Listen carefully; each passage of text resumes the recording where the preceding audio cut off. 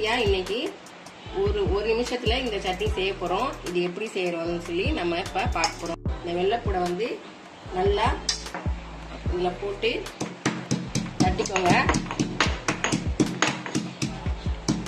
இடிச்சு இத எடுத்தாச்சு. நல்லா இது கூட வந்து நம்ம மிளகா பொடியை கொஞ்சம் சேர்த்துக்கணும். இது அவசரத்துக்கு டக்குன்னு எதுவும் இல்லைன்னா டக்குன்னு இந்த ஈஸியா நம்ம இதை செஞ்சிடலாம். இந்த உப்பையும் சேர்த்து நல்லா அப்படி மசிச்சு விட்டுக்கோங்க. கையால மசிச்சுட்டு இது கூடவே ஒரு தக்காளியை வந்து சும்மா லேசா புழிஞ்சு விட்டுருங்க. தக்காளியை நல்லா இப்படி புழிஞ்சு விட்டுக்கணும். இதுல அவ்வளவுதான். புழிஞ்சு விட்டுட்டு இன்னும் கொஞ்சம் நல்லா மசிச்சுக்கோங்க கையாலேயே.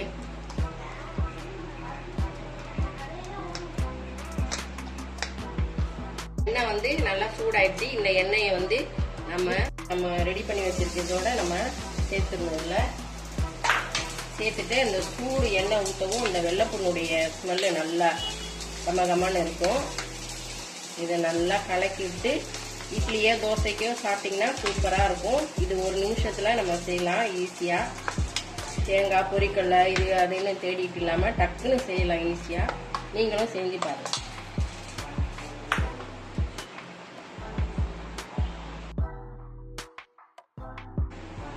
இன்னைக்கு தோசைக்கு நம்ம சாப்பிட போறோம். டேஸ்ட் எப்படி இருக்குன்னு பார்க்கலாம்.